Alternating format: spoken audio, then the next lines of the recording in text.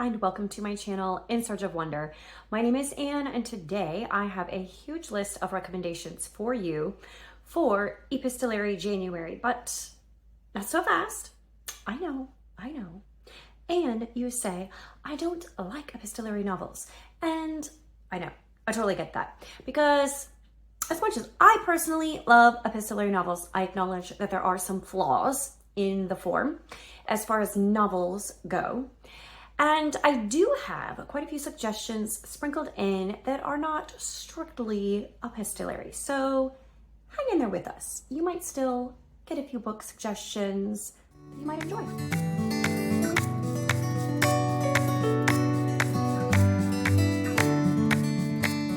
First of all, let's talk about my new notebook. I like to take notes and keep track of things on pen and paper. You know, I have my fair share of digital devices that I use, but when it comes to making lists, I need paper and pen. And I have this stack of notebooks, and I'm on the third one, and I went to use it. And first of all, this is what I believe is supposed to be the front of it, because like it's got an S on the front and it opens like this, right? But can you tell me that S is upside down, right? Am I right? So if you turn it like this, then you open it backwards, right? And then if you were to open it right side up, but wrong side up, because the S is wrong. If you open it that way, then the S on the inside page is right. But then if you open it from the back where there isn't an S, so it's not right or wrong, if you open that way, the S is upside down. So it is impossible to escape the upside down S with this notebook. And it's really driving me crazy. So when you buy a notebook, make sure the S is right side up, okay? And now I need to find one of my pages in this book, right side up, upside, I don't even know. Okay, so I have a huge list. This is like several pages long. So I am just going to list the titles, and I'm not going to pull them out. A lot of these, not a lot, but quite a few of these I have physical copies of. Some I read digitally, but whatever. I'm not going to pull out the copies and show you. That would just take me way too long, and I may or may not end up putting pictures on the video. It depends on how much time I have for the editing, so we'll see. Hopefully I can, because I really like to be able to do that. But if nothing else, I will put this ginormous list in the description box for you as well.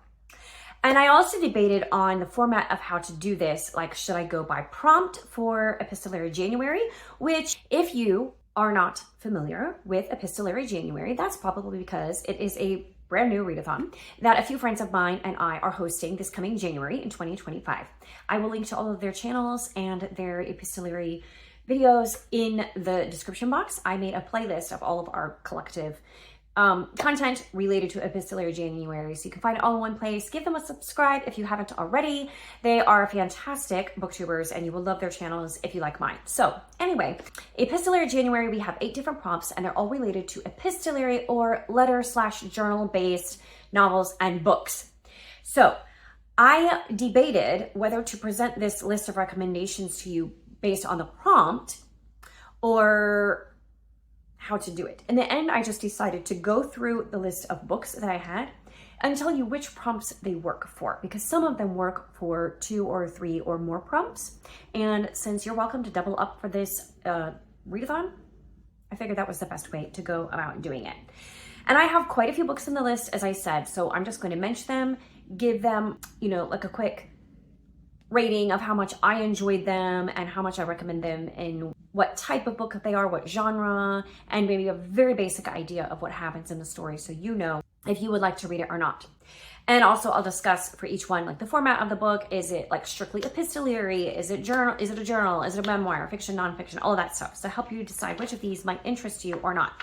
The vast majority of these are ones that I have read, but I also have a few suggestions for you of books that were recommended to me in the comment section by my subscribers who commented on my Epistolary January video with some great suggestions, some of which I had read, some of which I had not. So I am passing on their suggestions to you, and those I've not read, but I am assuming that they would be worth reading since they were recommended to me by my subscribers. And finally, I'll finish up with a few on my list that are ones that I am personally interested in reading that I have my eye on. It's not my actual January TBR yet because I haven't nailed that down, but these are definitely epistolary books that are on my radar that are going to be on my short list for January. So, all of that preface aside, let's go on to my list and let's get through it. To begin with, in January, we will be just past Christmas, but this is actually when I read this book this year. I read it in January. Last Christmas in Paris by Hazel Gaynor and another author. And that one fits the prompts: love letters, airmail because it is set in England and France during World War I, and package because it is exactly 400 pages. It doesn't feel like a long book. It's really very readable and you'll get through it very quickly. I actually started reading it during Christmas time, but it was too heavy for me.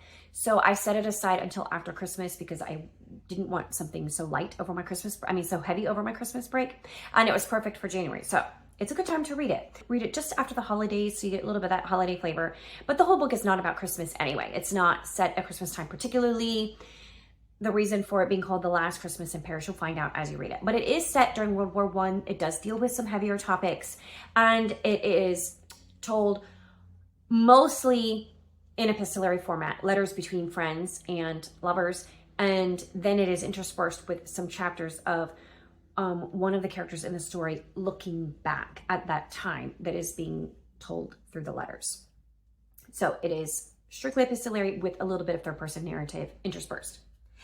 Then we have the Guernsey Literary and Potato Peel Pie Society, which I won't say much about because I'm sure many people have heard of that one. The author is Shaffer, I believe. This one also fits for love letter and airmail as well as lost mail, because even though it's not a classic, the author did pass away. In fact, she wasn't able to finish the book, and so actually it was finished by someone else other than the original author, whose name I forget at the moment. But that one is definitely great and has a fantastic movie adaptation, which changes some parts of the story slightly, but it's a good movie. Then we have Daddy Longlegs by Jean Webster.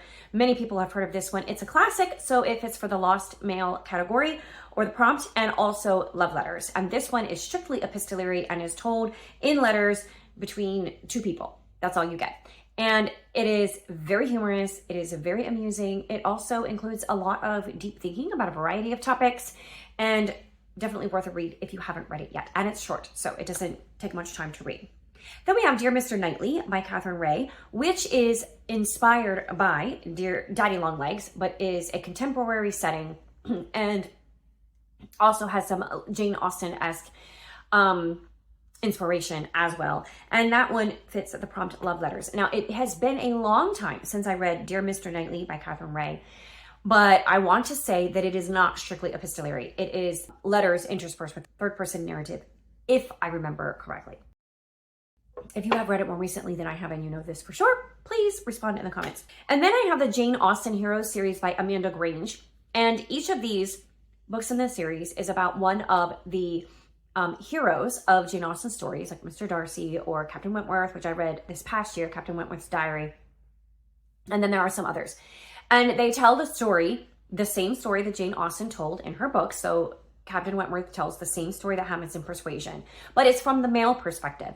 And what I like about these books is it helps you to imagine, to fill in the time when they're not in the story, because although Jane Austen kind of has a bit of an omniscient perspective, and she does bring the male perspective in on occasion, most of the perspective is from the female, the heroine. So there are plenty of times when like the guy is out of the picture, where he is. I mean, you might know where he is, but you have no idea what he's doing. You have no idea what's going on. And so these books kind of fill in the blanks in your imagination, and that's just really a lot of fun, in my opinion.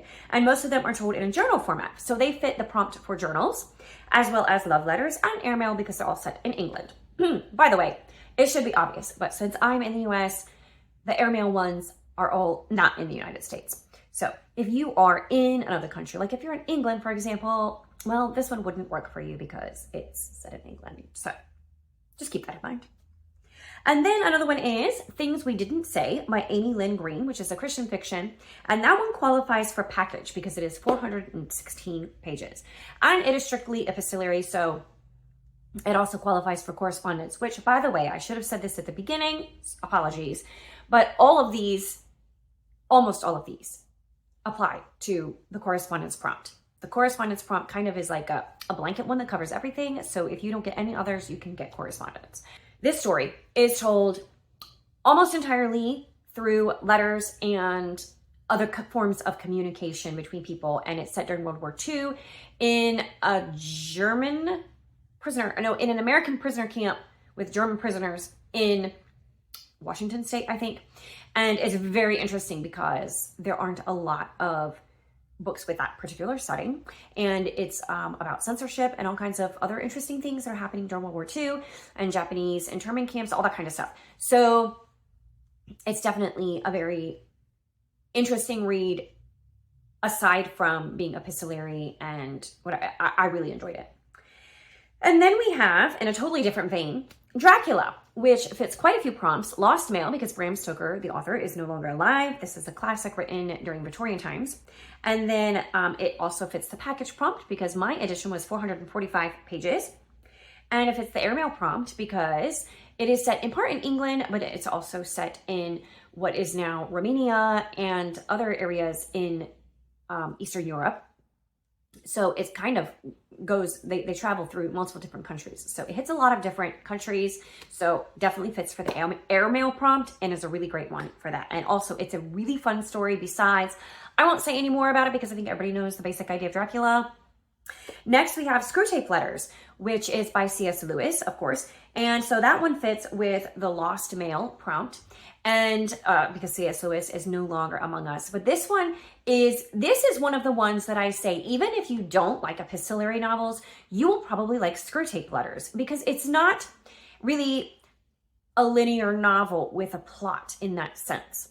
It is more just to make you think and to get you thinking about your own thought processes and what is influencing you and those thought processes and what is tempting you and why you are being tempted and areas where we don't even realize that we're being tempted, that what we are doing is leading us in the wrong direction. So anyway, it is a very interesting letter. It is amusing. It is thought-provoking and very well written. So I highly recommend Screwtape Letters by C.S. Lewis. And then another classic, so it fits with the Lost Mail prompt, and that is Frankenstein. And airmail is also a good prompt for this one because it takes place, again, they travel quite a bit throughout Europe. So Switzerland, I know for sure. There's a ship that is sailing the Arctic Ocean, I want to say. An ocean. A northern ocean. Geography is not my strong suit. And they go into France, I'm pretty sure. I read it earlier this year and now I'm not remembering all of the places that they went, but I know they travel quite a bit in this story. There's a lot of adventuresome exploring. There's a lot of chasing Frankenstein chasing his monster throughout Europe. So definitely airmail is a good one for that. And then we have Lady Susan, which is another Lost Mail because it is a classic by Jane Austen, and airmail set in England. And Lady Susan is one of her lesser known books. It is complete, but it is shorter. So it's more like novella length. And so it's not one of her full length works. And if you have seen the movie Love and Friendship, that is based on Lady Susan. And it is a unique book among Jane Austen's books because it is entirely epistolary. Yeah, all written in letters. There's nothing else in there besides that. But also, the heroine is not much of a hero. Like, she's not a good person or a good character per se. So it's a very interesting take on this, on Jane Austen. Not what you might think. And then we have The Tenant of Wildfell Hall by Anne Bronte, which is one of my favorite Bronte novels personally. And so it fits for the Lost Mail prompt, it fits for the Love Letter prompt, and if it's for package, my edition is 448 pages. And if it's for the airmail prompt, because again, it is set in England. I particularly like The Tenant of Wildfell Hall because I love the story and the characters. It really draws you in. I don't think it's a perfect book per se, but it is a really really good book. I enjoyed the main character. I really got sucked into her life and into the drama of her story and everything that she went through. And I enjoy the love story that is in that book. I will say, as far as epistolary, this is one where, in my opinion, the epistolary format is not at its best. But once you've started reading it, it doesn't really feel like it's epistolary, if that makes sense. Now, I have not read it in quite a few years. I've read it twice, but I've not read it recently. So my memory might not be serving me correctly, but those are my impressions from when I did read it last. Then I have another one, Evelina by Frances Burney, which again fits for Lost Mail, being a classic.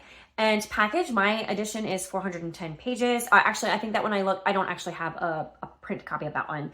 I think I read it on Kindle, but on Goodreads, it says that it is 410 pages. And airmail, because again, it is set in England. And Evelina is, it's kind of like a bit of a farcical story, I guess.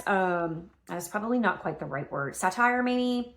But it's very amusing. It's very funny. And it is told entirely in letters. So, and this one is where you have to, this is one reason why some people don't like epistolary, because it stretches the bounds of reality as to what would actually be written in a letter or in a journal or whatever. A lot of epistolary books do that for sure. So, and this is one definitely that you're like, okay, all right. This might have been better written as a straight up novel.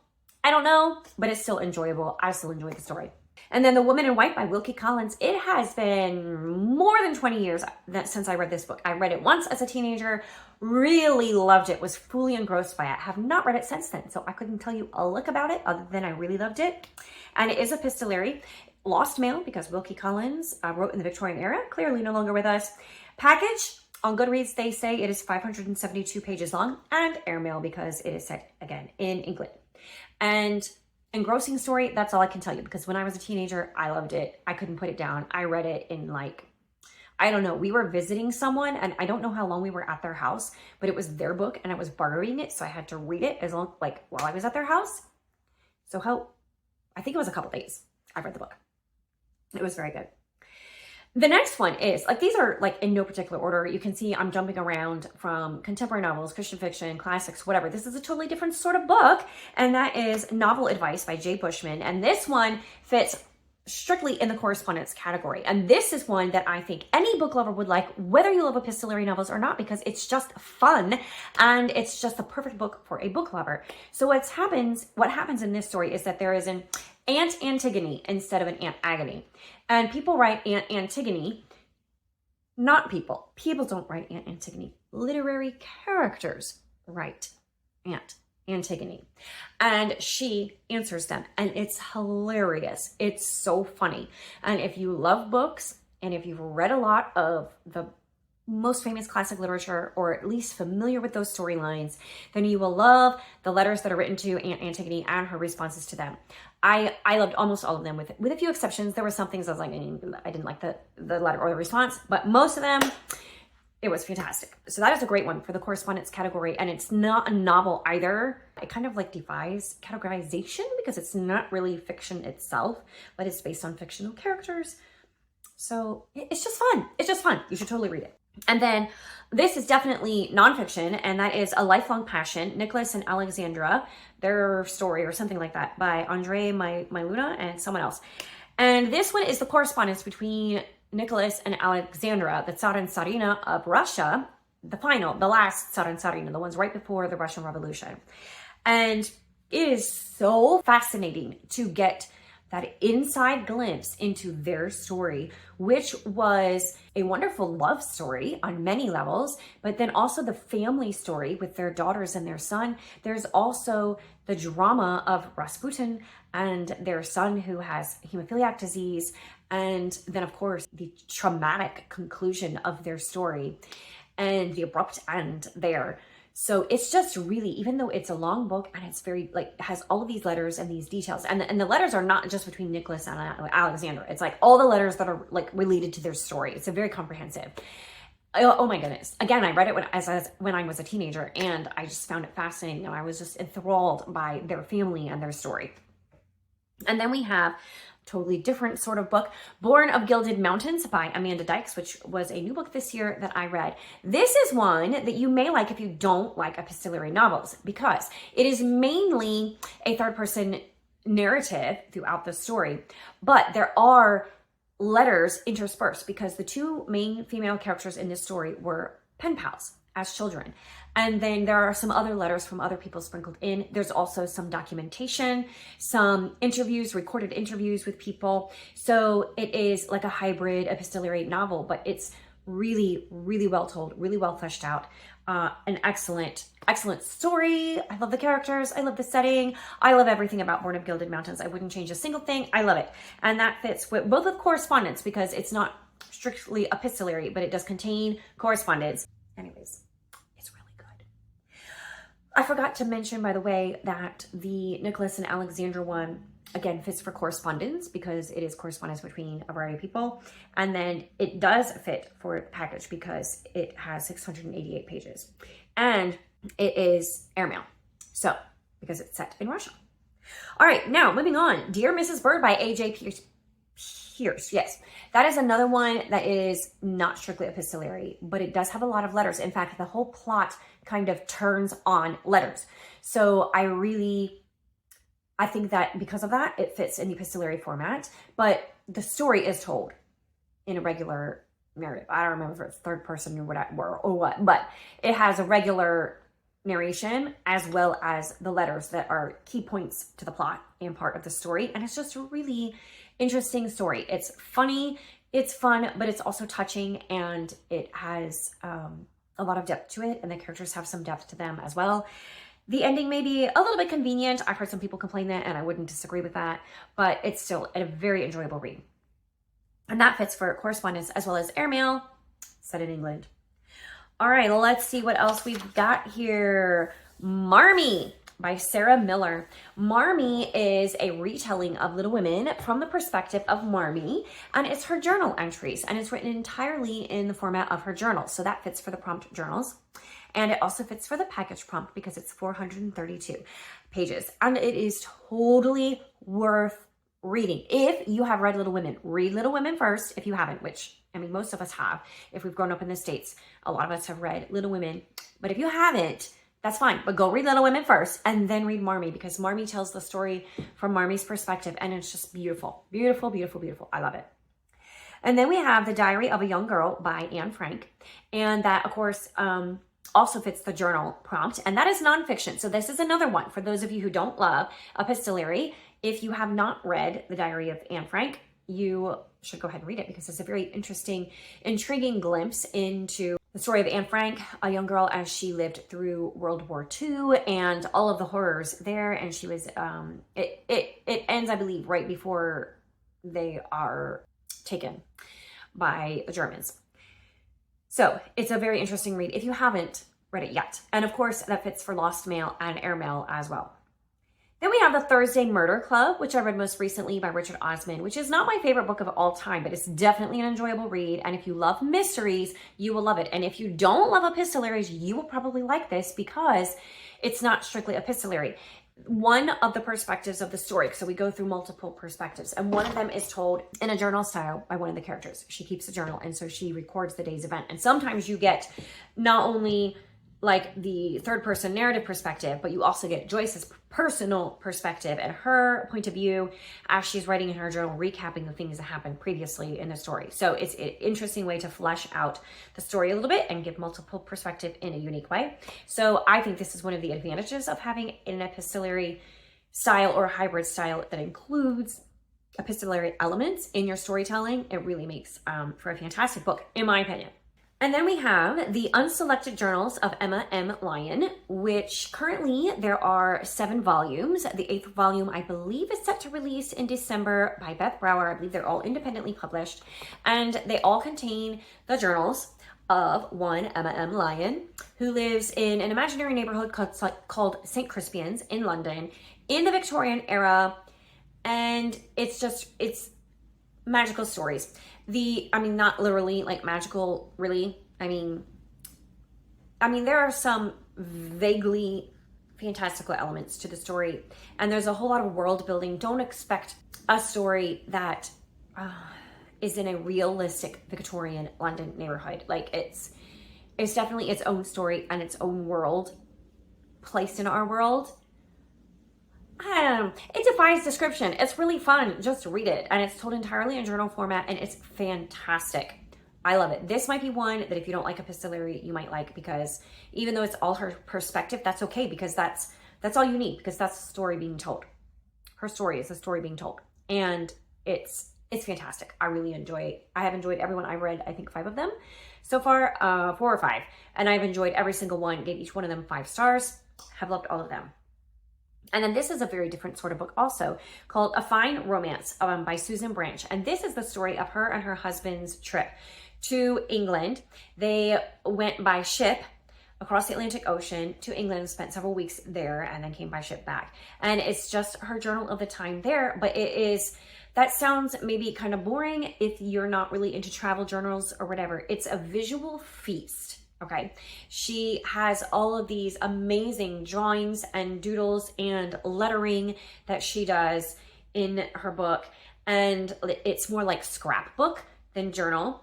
And she has her thoughts and the things that they saw. There are also pictures included of the things that they saw and of them on their adventures. And she also includes some recipes, and she includes some quotations, and it's beautifully done. I highly recommend, especially if you're a bit of an Anglophile like me.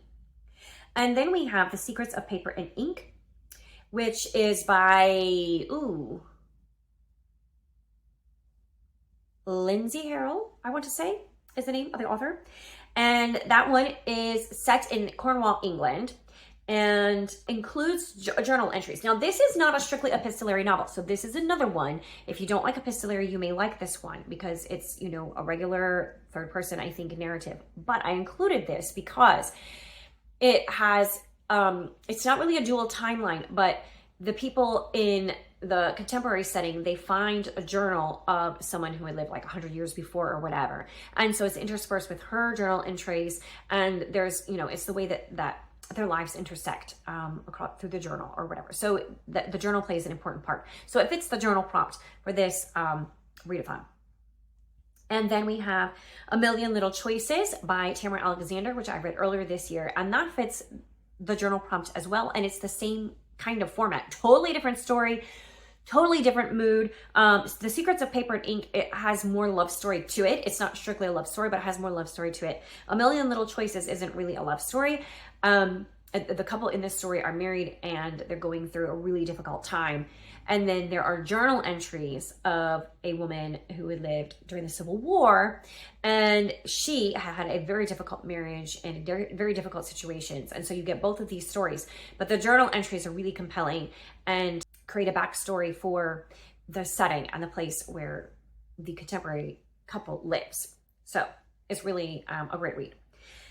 And then we have The Diary of Fanny Burney, which qualifies for lost mail as well as journal, because it is her journal entries. These are the journal entries of a real woman, Fanny Burney, who was an author in the 18th century. She had a fascinating and amazing life, and I love reading her journals. They were so fun to read.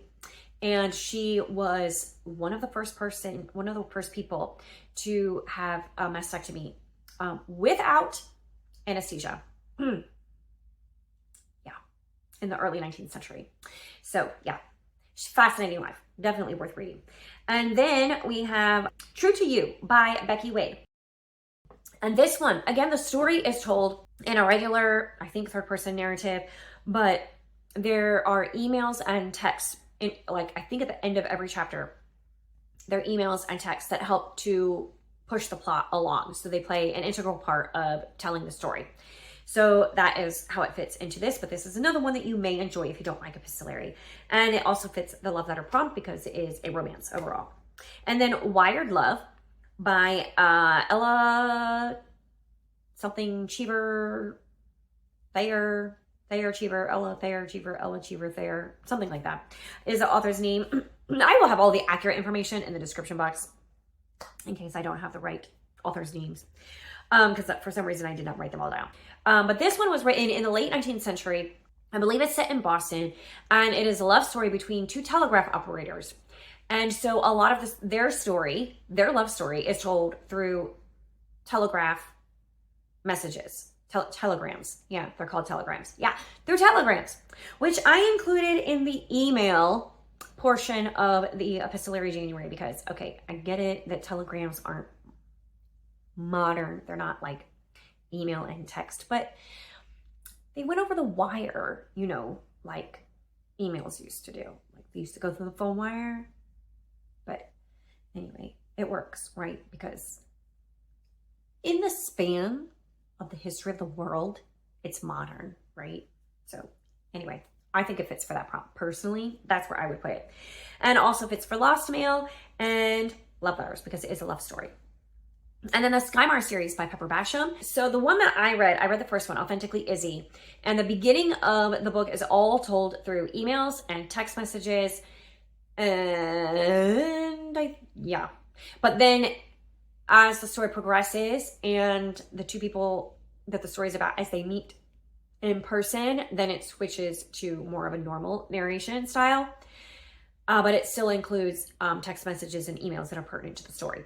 So that one really fits well with the email prompt as well as the love letters prompt. It also could fit for airmail because it starts in America, but the male character, he lives in an imaginary country in like the British Isles somewhere. So, and then she goes there at one point to see him. So that is the last recommendation I have of books that I have personally read. So now we're going to wrap up this video and I'm going to just tell you, and I don't know much about these books. Some of them I am interested in reading myself as well. These were recommended by people in my previous video about Epistolary January. So I just want to pass these on to you. And the first one is The Sorrows of Young Werther by, I cannot say his name because I'm really bad at German pronunciation. Goethe.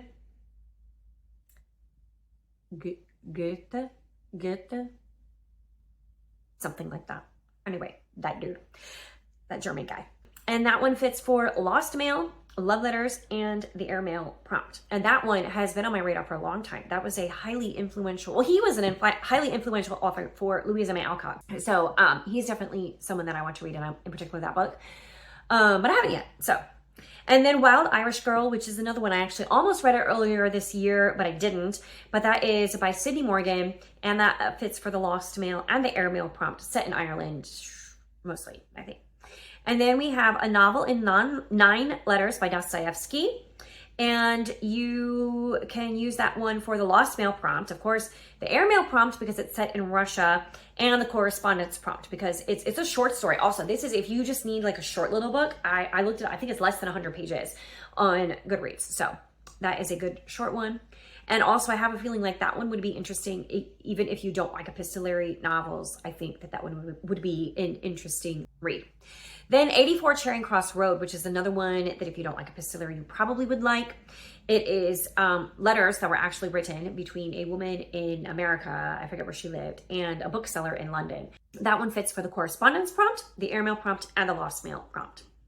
Then Just Send Me Word by Orlando Figa, I think is how you say the last name, and that fits with Correspondence and Airmail. And that one was about a gentleman who was detained in a gulag.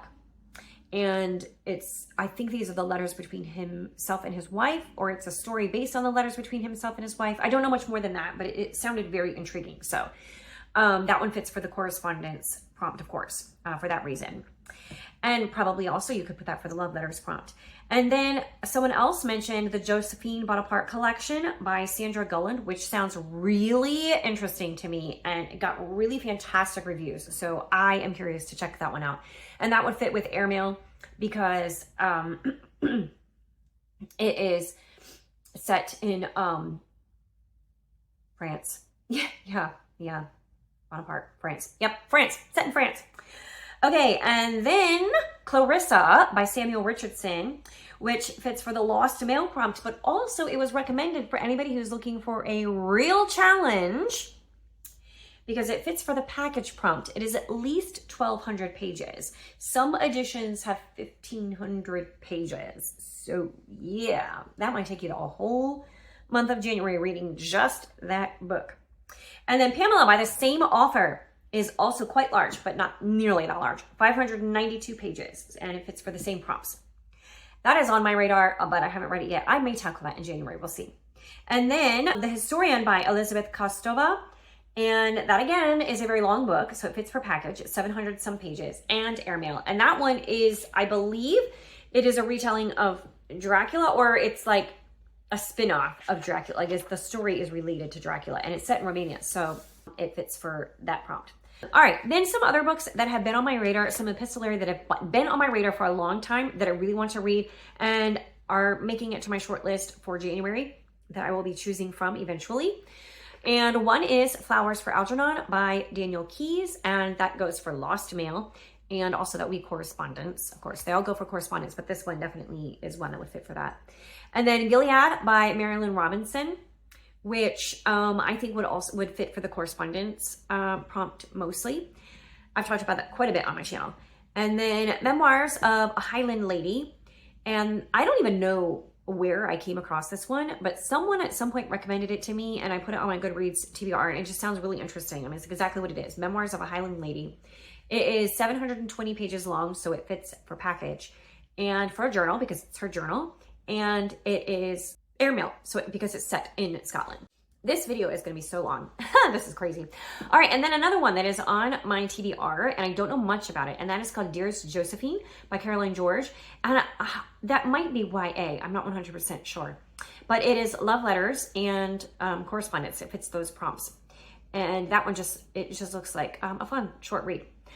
And then My Dearest Dietrich by Amanda Barrett. Now, I'm not sure how much this one has actual letters in it, but I'm including it because it is based on, as you can tell by the title, Dear Dietrich, it is based on the letters between Dietrich Bonhoeffer and his wife. And it's written by Amanda Barrett. I've only read one thing by her. I really want to read more by her. I've heard so many great things of her as an author, and I really loved one. I read one like novella by her, and I loved it. So I want to read more by her. And Dietrich Bonhoeffer is a person in history that I really admire, so I really want to read that book. And that would fit for the Lost Mail, the Love Letter, the Correspondence, and the Airmail prompts. Now, I put Lost Mail for this one, and I was thinking like for the Josephine Bonaparte one also. Now, technically the prompt is that the Lost Mail, the author is no longer with us. But I think if it is about a historic character, like an actual person, not a historic fiction, but an actual person who is no longer with us, I would qualify for that as well, personally. I mean, that's stretching it a little bit, but you know, we're just here to have fun. Like, we're not trying to make rules that can't ever be broken. And then we have The Secret Diaries of Charlotte Bronte by Siri James, and that one is based on imaginary diaries of Charlotte Bronte. So that fits with the journal prompt. It also fits with the package prompt because it is 454 pages. And then The Brontes, A Life in Letters by Juliet Barker. That one would fit with correspondence because it is letters between the Brontes and between people involved with the Brontes, like to and from the Brontes and other people associated with them. And also that fits for package because it is over 400 pages. Lord Fulgrim's Letters by Randy Alcorn, which is an adaptation of, like a modernized adaptation of the Screwtape Letters by C.S. Lewis. So I really want to read that one. There's another one. Oh my goodness, I can't remember it now. And I can't even remember who mentioned it and put it on my radar. It was a booktuber recently, within the past couple of weeks. So I will look that up and try to put the information in the description box. It's by Canon Press, and it is, instead of male characters, it's female characters, Screwtape Letters. So it's an adaptation, like particularly for women and about things that might particularly tempt women. And so I'm really intrigued by that concept. I'm not sure how it would play out, like how it could play out. I'm reserving judgment on that, but I'm intrigued by the concept. So I kind of want to check that one out, but I need to figure out the name of it and everything. The Berlin Letters by Katherine Reay. I've not read that one. It's one of her newest books, if not her newest book. And I do enjoy the books that I have read by Katherine Reay, but I've not read this one. And that one fits for airmail because it's set in Berlin as well as correspondence. And then this one, I don't really know much about it except a couple of people that I follow on Goodreads gave really, really rave reviews. Other people have kind of been like, meh, but I'm intrigued. And it's called The Drinker of Ink by Shannon Castleton. Can't read my handwriting. So that would fit for a journal. It would fit for love letters. I believe it's a love story and airmail. I think it's YA also, which has me a little bit like, but it just looked intriguing. So I want to check that one out. And the last one I have, we have made to the end of the list, finally. The last one I have is the selected letters of Laura Ingalls Wilder, which is exactly what it sounds like. So that would fit in correspondence and lost mail. And Laura Ingalls Wilder is another character that very much interests me. I have a biography of hers that I want to read. And I also have some other related books to her that I really want to read. One is her selected letters. So, whew.